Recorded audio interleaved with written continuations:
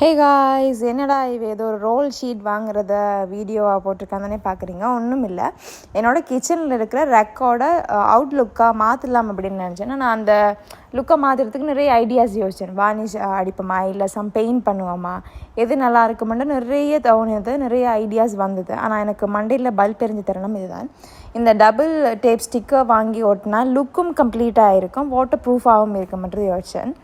இதை வாங்கிட்டு வந்தது எல்லாமே ஓகே, ஆனால் இதில் ஒட்டுறது தான் அவ்வளோ பெரிய டாஸ்க் எனக்கு காத்துட்ருக்கு. எல்லா திங்ஸையும் எடுத்து அரேஞ்ச் பண்ணி வச்சுட்டு ரெக்கை கொஞ்சம் வெளியில் கொண்டு வச்சுட்டேன். பிகாஸ் எனக்கு கிச்சனில் ஃபேன் இல்லை.